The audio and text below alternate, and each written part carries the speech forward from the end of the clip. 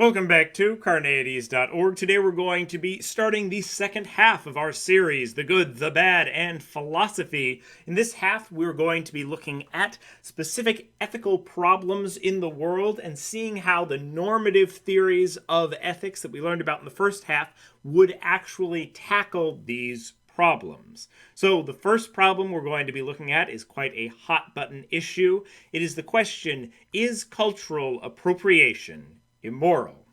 Now, please watch a little bit farther in the video before you pause it and jump down into the comments with everything going on. We are not going to be able to answer that question in this video, but we're going to do a series of videos following it, which will attempt to see at least how other normative theories of ethics would answer that question.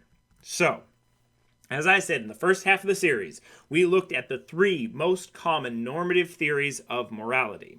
In this part of the series, we will be looking at how those theories can be applied to modern ethical dilemmas. In principle, if you think that one of these theories is correct, that theory should be your guide to right and wrong.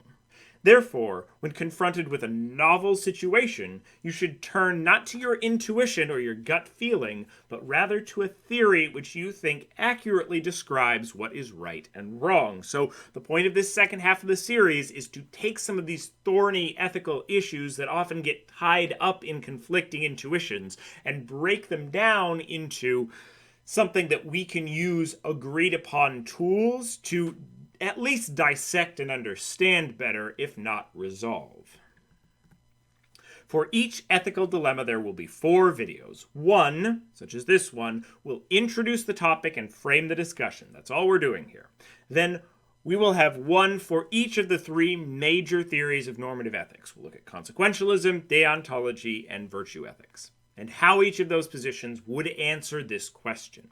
These topics are often difficult to discuss and emotionally charged, particularly this one.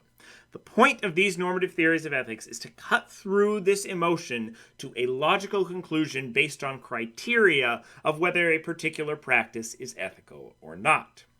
You may not agree with the result of what consequentialism would think about this or what deontology would think about this. That isn't a critique necessarily of this series of videos, but rather a critique of consequentialism or deontology itself.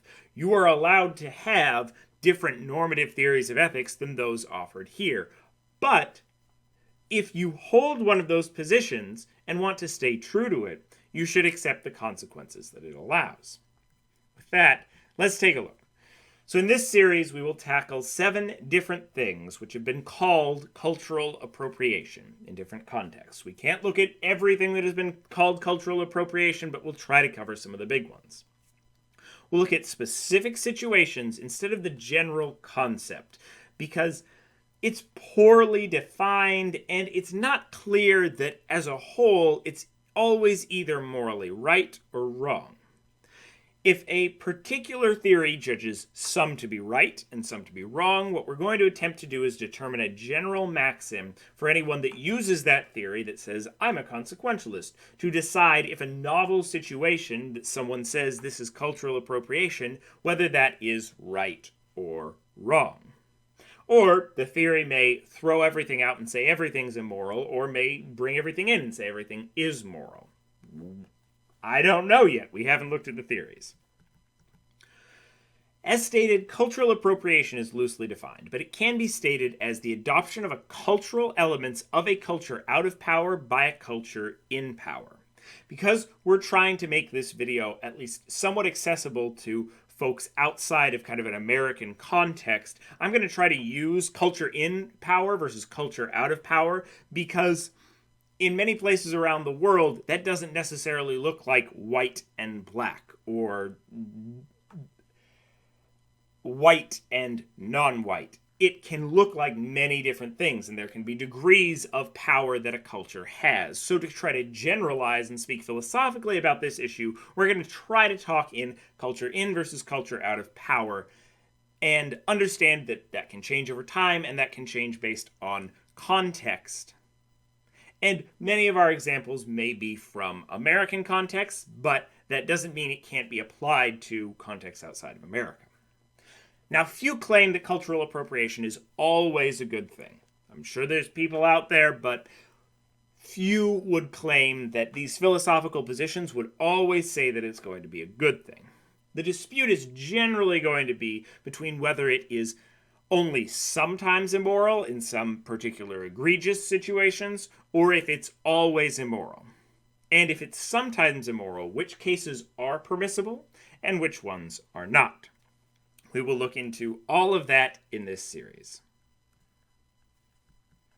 Now, the 7 instances of cultural appropriation that we're going to be dealing with here are Halloween costumes, traditional fashion, team mascots, whitewashing in movies, ethnic restaurants, musicians using different styles, and writers writing from different perspectives. We're going to go into each of those in a little bit more detail in a second, so don't worry, that's not all we're going to say about them in this first framing video.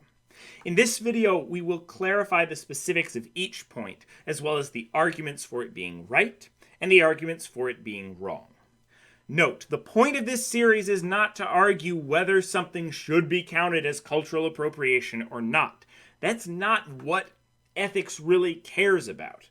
It, as I said, seems to be a poorly defined term, and we can talk about what counts one side or the other, but that's not what's interesting here to me. What's interesting is whether or not these particular instances are moral or not. Because if they're immoral, that's going to affect your actions, and if they're moral, that also will affect your actions. If they're cultural appropriation or not, unless we have a general rule for cultural appropriation being moral or immoral, that definition is not going to affect your actions. And because so many people have different definitions, that's not what we're focusing on. We're focusing on the ethics of this. Are these things right or are they wrong? All right. So, Halloween. We'll start with what is often considered the quintessential example of cultural appropriation, specifically bad or wrong cultural appropriation. Someone from a culture in power goes to a Halloween party or a costume party in a traditional outfit of another disempowered culture. For example, a rich white man in America goes to a Halloween party dressed in a skimpy, traditional Native American outfit. Those that think this is wrong might claim that he is desecrating the culture of a people that his ancestors massacred. And those that think it is right claim that we don't insult nurses or farmers by dressing up as them for Halloween, even if there are power dynamics which exist between a rich person dressing it up as someone with much less. If all we're caring about is a power dynamic, someone who is a CEO dressing up as a hick from the country should be just as grating to a certain degree as someone who is white and has power dressing up as a Native American. Or so the people that hold that view would say. In this video, I'm just going to offer a brief snapshot of what both sides are going to say, because in the future videos, we're going to look at where the philosophical positions are going to divide up what counts as a good argument for and what doesn't. All right? Now, along similar lines, recently, a white American woman was harassed online for wearing a kippah to her prom. I don't know if I'm pronouncing that right. Those that think this was wrong claimed that it was taking something with deep cultural significance and commercializing it. Those that think it was right claim that people in China don't actually think the kippah is sacred or meaningful, and even encourage their culture being worn and appreciated around the world. They already see this outfit as something which is commercialized, that's seen generally in restaurants or these kinds of things, and so seeing it be commercialized outside of China wasn't offensive for them. Once again, we're just presenting both sides. The point of having this one as well as the Halloween example is there seems to be, at least for me, an important difference here between choosing to wear something from a culture as a costume, where people are choosing to dress up in costumes, and choosing to wear an element from another culture as a part of fashion, saying, I just like to dress this way, this is something that appeals to me, as opposed to saying, I'm going to dress up as this culture, as a stereotype from this culture. Now, the philosophical theories may not see it that way, but that's why I'm splitting these two up as two separate examples. You might think they're the same example and there's no difference between them. But that's why we're splitting it up, just to offer maybe a few more grains of nuance in between there. Now, the image featured in these videos is a controversial image. It is the American National Football League team known as the Washington Redskins. It's another example of what is often called cultural appropriation. People who claim that this is morally wrong argue that these mascots unfairly profit off of the image of Native Americans and use derogatory and stereotypical depictions or names such as Redskin, which is a derogatory term for Native Americans. And people who claim that this is right argue that we use other cultures as mascots, such as Spartans, Vikings, Vandals, and that some tribes, such as the Florida Seminoles, I think that's how you pronounce that, I don't know though, actually have advocated for and support the name and mascots of the Florida State Seminoles. So, once again, there's a lot of different sides and a lot of different elements of this. You might think we would want to split teams that use derogatory names from teams that use non-derogatory names, but the ideas are all here, and we're going to try to unpack them further in the future videos. But just to give you a sense of what the topics we're covering are, the mascots is an important one, and it's very iconic and troubling to many people, so we want to cover it here. Whitewashing. So whitewashing in film is where characters which were portrayed originally in other media as individuals of color or historic figures or celebrities of color are portrayed by white actors. Examples include the live-action movie of Avatar: The Last Airbender, where many of the characters which were portrayed in a cartoon as individuals of color were portrayed as white people, and the casting of white actors to portray Asian Americans in 21, which was actually modeled off of something that really happened. And so the casting of white actors in that is even harder to explain, perhaps. Those that claim this is wrong argue that this steals roles from actors of colors that otherwise can't get parts, and incorrectly represents the original history or the stories being told. And those that claim it is right argue that films are more successful with white leads, and that casting should be race-blind. The best actor should just get the job. Once again, we're not going to dissect these arguments here. We're going to look at, in the next videos, how the different philosophies would dissect them. Food. Restaurants are often themed around particular types of out-of-power ethnic food. Groups of ethnic food or fusions between various ethnic foods. Sometimes the chefs and or owners of these restaurants are not of some or any of the ethnic groups from which the recipes are drawn, but rather an ethnic group with more power. For example, a white chef and owner having a Vietnamese-Mexican fusion restaurant. Those that claim this is wrong say that the chefs and the owners with power are taking revenue from individuals out of power who can't compete because of systematic discrimination in the system, and that these restaurants make the ethnic food incorrectly and therefore misrepresent what the food is. Those that claim it is right say it allows for creation of new styles of food, and that ethnicity is not always correlated with making authentic food, that a chef that lived in and spent time in a place that makes that authentic food and learned from people that do that might make more authentic food than someone who is simply ethnically connected to that, but perhaps had spent many generations in a different country. Once again, those are just the arguments that are out there. I'm not endorsing either one. Next up is music. Frequently, performers from a culture with more power will perform in a style created by a culture with less power. Due to their greater power, they often receive more recognition and money for similar work. Examples include Elvis, Macklemore, you can go on, gaining fame and money from styles pioneered by black artists.